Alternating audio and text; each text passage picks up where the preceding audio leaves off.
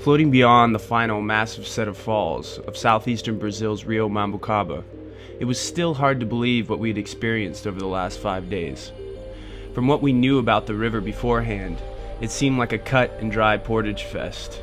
4,000 feet of gradient in 20 miles, and over half of which was crowded into a 6.5-mile stretch where it falls into the Atlantic Ocean. We also knew that this extremely steep stretch of river had been attempted before and resulted in a multi-day jungle trek when the river fell into a massive stretch of gradient with plenty of water. Pedro Oliva knew this story all too well because he was on this first exploratory expedition. A mãe natureza tem que permitir com que a gente passe por aqui, né? Então, daqui pra frente a gente tem realmente uma expedição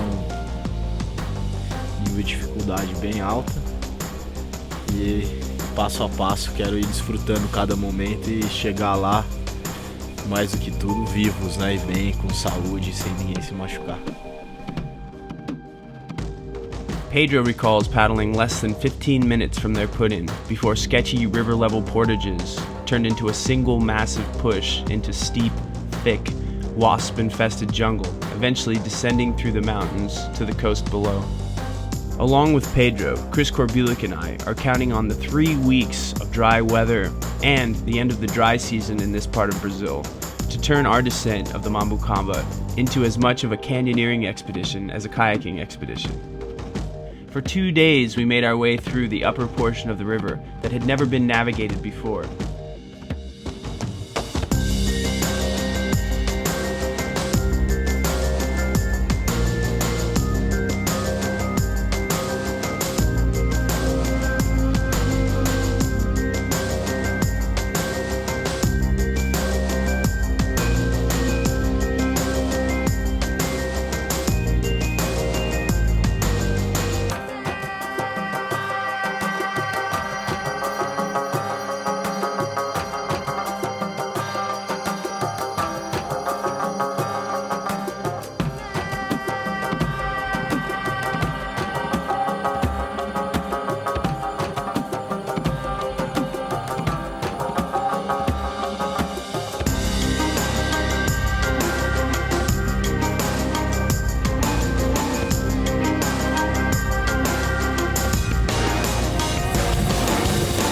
First night, our only choice of camp is a small break in steep jungle just above the river that gives way to a vertical cliff face. Downstream of us, the roar of walled-in falls reminds us of what we will face in the morning.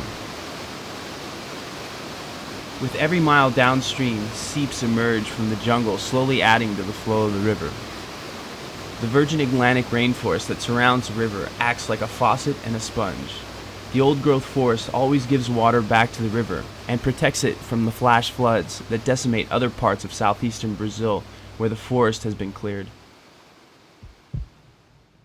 By the end of the second day, Pedro is on edge in anticipation, just after recognizing the point where he and the first group had entered the river 5 years ago. Pedro made his move towards a snaking, deceivingly powerful entrance to a 20-foot falls. The jungle had made the river even more challenging with wood and vines, and when Pedro simultaneously ducked a vine and tried to get his bow up and over a stick, he was sucked upside down under a tree. Already downstream, there was little Chris and I could do but watch and wait as Pedro pulled himself out from under the tree, rolled up, only getting sucked under again. Letting go of his paddle, I was amazed to see that Pedro was able to exit his boat while clinging to a vertical cliff face. Despite our proximity to two of the largest cities on Earth, the mantra of expedition kayaking was as true here as it was in the most remote portions of the Amazon. If you mess up here, you can forget about rescue.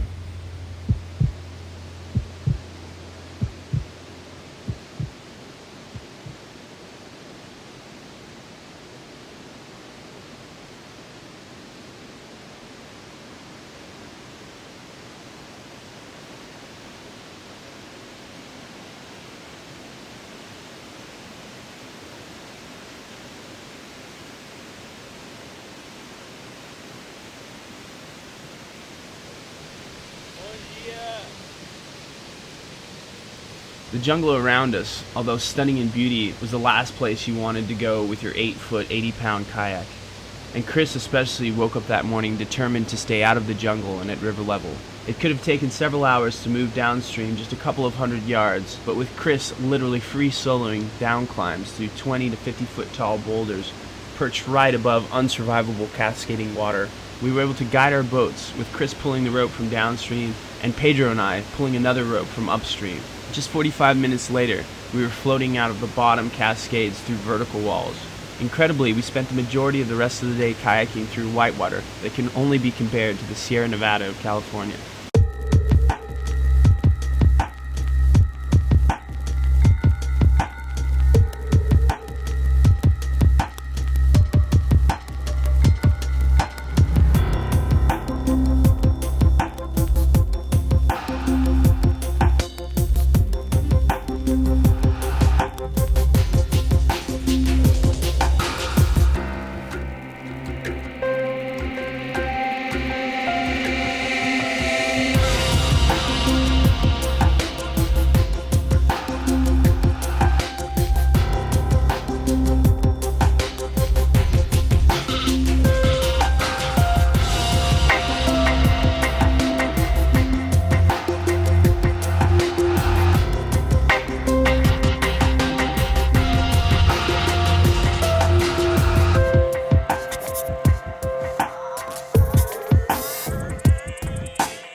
By the end of day 4, the river dropped several hundred feet in front of us through a series of amazing looking falls.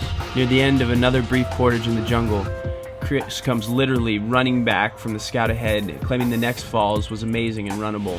It's looking good. We are looking good. We're ready for it.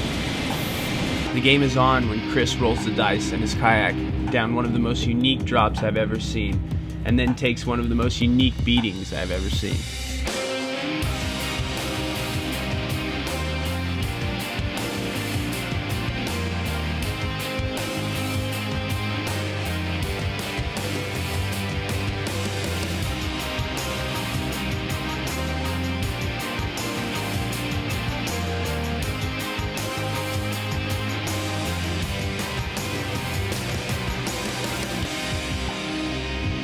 Chris is one of the most soft-spoken, easygoing people I know, but at the base of the falls you wouldn't know it. He gives in and Spider-Mans himself out of the river. When he finally makes eye contact with me, he shrugs as if he just lost a game of pool. Finally, during our 4th night at camp, we knew we had made it through the crux of the river of the Mambukaba and could see evidence of civilization just downstream. For Pedro, it was a dream come true. This is the Brazil that he remembers as a child, where huge flocks of birds would literally cast shadows on the earth below and the forest was still everywhere. For now, he takes solace in the fact that at least he will be able to share that sense of Brazil with his own son in protected pieces that remain like the Mambukaba.